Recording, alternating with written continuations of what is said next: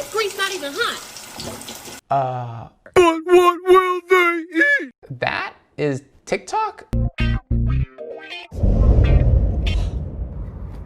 What the hell was that? Oh boy. We got problems if that's what kids are doing nowadays. But here's a question for you. Should you uninstall TikTok? Hell yeah, you should. I want to explain why. Coming up next. Hey everyone, Michael FD Naya.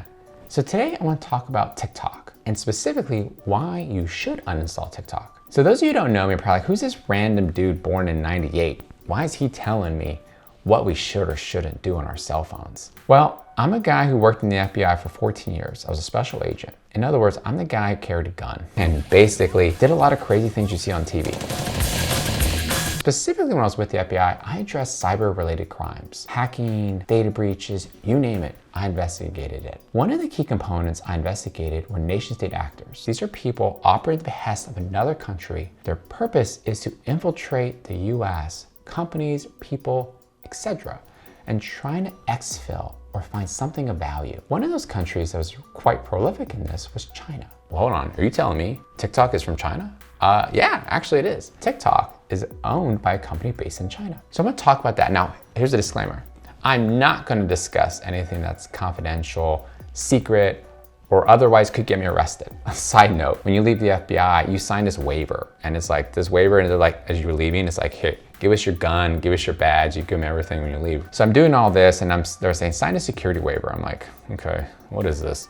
Should I have my attorney present? Because it basically says if I disclose any confidential information, I'm gonna go to prison. And they're like, no, you can just sign it.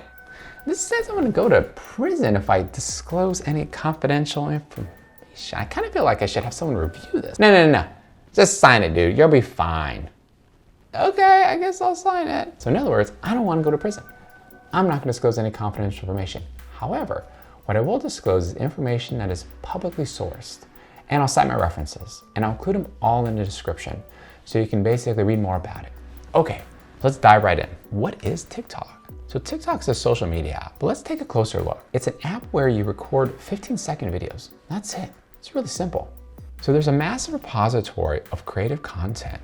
There's lip syncing, collaborations, and a bunch of random stuff.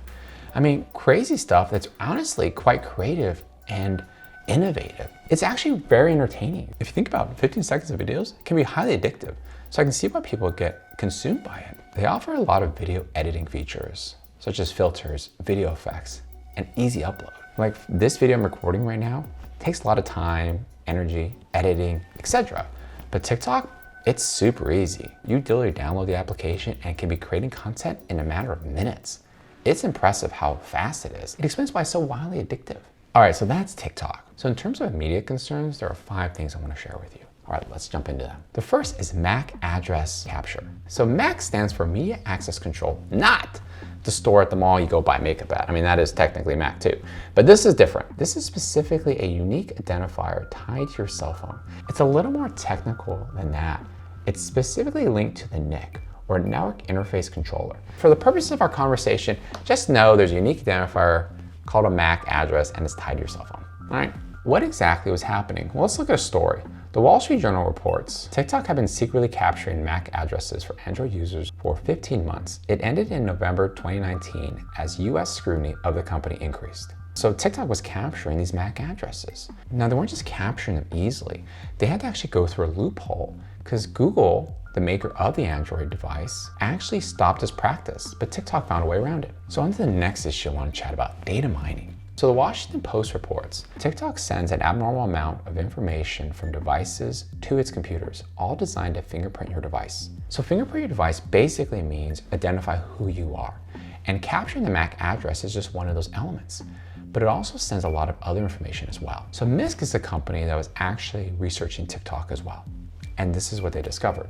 MISC discovered TikTok was accessing the contents of people's iPhone clipboards every few seconds, even when the app was running in the background. So that leads us to the third thing I wanted to talk about, obfuscation or concealment. Both news outlets report that TikTok goes through a deeper level of obfuscation to hide all of these practices. In other words, they don't want people to know what they're doing. They don't just hide it. TikTok goes through another layer of concealment to ensure that you and other researchers or Apple or Google, they don't know this is happening. So it took researchers time to uncover what they were exactly doing. The next topic, data transfer. NPR reports families are suing TikTok, alleging that the video sharing app collects information about their facial characteristics, locations, and close contacts, and quietly sends that data to servers in China. Technology experts hired by the plaintiffs' attorneys claim troves of information are being sent to servers in China, quote, under the control of third parties who cooperate with the Chinese government. What was the retort by TikTok or their attorneys? Let's look at that. Quote, the app's privacy policy also fully disclosed that user data will be shared with TikTok's corporate affiliates, as is standard with free social networking apps that have a business model based on advertising. So that was what one of the attorneys for TikTok replied. TikTok's legal team went on to state the lawsuit is based on factually mistaken analysis of how the app collects data and what it is doing with the data. So that is TikTok's retort to this specific allegation. As you can tell, these things are mounting up and they are quite concerning. Let's jump into my final topic, privacy. So when it came to privacy, I wanted to go with one of the foremost experts I know, and that's Jody Daniels. Jody Daniels, who's the founder and CEO of Red Clover Advisors, stated the following: it is an app that does not have privacy first. There are loopholes all over the place. So it's not a great app when it comes to privacy. So I asked Jody, can you elaborate on this a little bit more? And she did. Here's specifically what she said. You know, it has collected so much information, names and emails and addresses and other personal information of its child users. It's been known to take all information from a phone. And when you ask to connect to your contacts, it's taking all the data that you might have stored in that contact. So those are some of the immediate concerns. Now, what makes TikTok different? You might be wondering, okay, well, what you're describing kind of sounds like all social media apps. You got Facebook, LinkedIn, Twitter, Instagram, and they all capture a bunch of data. But why is TikTok more alarming than those other companies I named? Quite frankly, it's simply the country of origin. China is a very different country with very different laws and cultures that are very different than the US. And I'll get into that a little bit later. Let me first discuss the tie from TikTok to China. All right, let's dig into this. So TikTok is owned by ByteDance. ByteDance is a Beijing-based company founded by Jane Yiming. So let's look at a specific issue with ByteDance that happened more recently. The service in 2018, but it goes back to 2012 when the company was first founded. ByteDance is a media titan in China. Started in 2012, it launched a number of different apps. One of the apps that started its rise in China is called Neihanduanzi. Now that app's important, so fast forward 6 years in 2018. In 2018, Neihanduanzi had difficulty with the Chinese authorities after it was accused of hosting vulgar and improper content. The app was fast removed from Chinese app stores and quickly sunset by ByteDance. Yingmin released a statement saying that, quote, our product took the wrong path and the content appeared that it was incommensurate with socialist core values. So that's pretty pivotal. Socialist core values. Why is that pivotal? Well, because it's a reminder of where this company's based. It's based in China. After this occurred, ByteDance had to basically make some changes. ByteDance gave preference to Communist Party members when hiring new employees and bringing on board another 4,000 in-house censors. This was a company based in China. In China, their norms and culture is quite different. So let's go back. So a company started again in 2012. Now they had a bunch of other apps. So in 2016, ByteDance launched an app in China called Douyin. Douyin is basically China's version of TikTok. Now later in 2017, they launched TikTok. Now TikTok wasn't what it is today that you know and love. It wasn't until the end of 2017 that they acquired another company called Musical.ly. At that point, TikTok, the way we know it today, emerged. So that's a story of ByteDance. I'm gonna include a Bloomberg video right here that talks a little more about ByteDance and its rise to power. So let's take a look at the Chinese government. This is where things get interesting, and I wanna shed some light on specifically why this gives me pause. Culture and the environment play a critical role. So that's something to be mindful of. So let's take a step back. When you look at the US and the origin of the US, what are the founding principles of our country? There are a few components that come up. The government's based in democracy, values freedom, and encourages personal expression. These are three things that define the US. So in other words, we have all these freedoms and liberties and civil liberties. I mean, so much so that people are allowed to protest. Right now, there's a lot of protests that are going on, and we're allowed to do this. Why? Well, because it's part of our Constitution. When companies are created in the US, look at Apple, for instance. They were able to stand up to the FBI when the FBI basically said they wanted access to an iPhone by someone who the FBI deemed to be a terrorist. And Apple said no. It was huge when Apple came out and made the stand.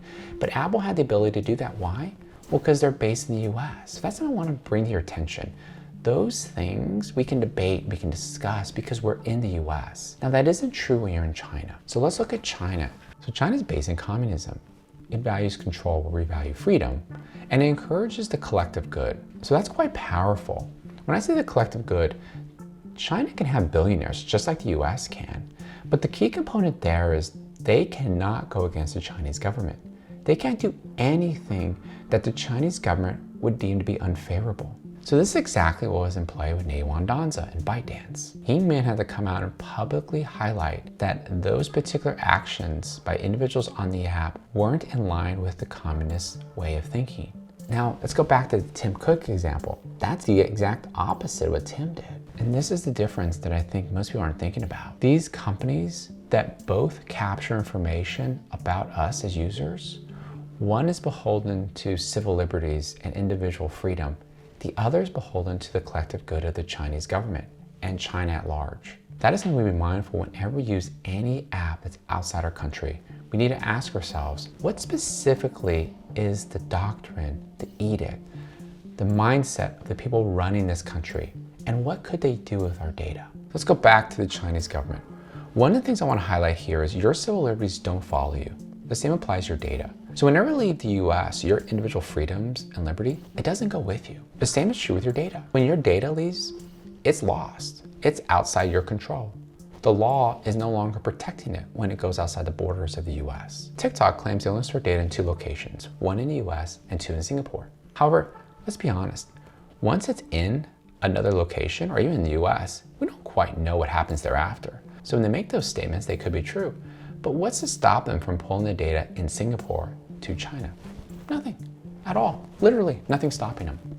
Let's pretend for a second that they honestly aren't sharing information with the Chinese government. Here's a question to ask yourself. Do you think that if the Chinese government asked them to do it, they would comply? And that's a big question. All right, so those are just some possibilities that could exist. And I present that to you because, again, these are some things that give me pause. I say this because I am somewhat skeptical.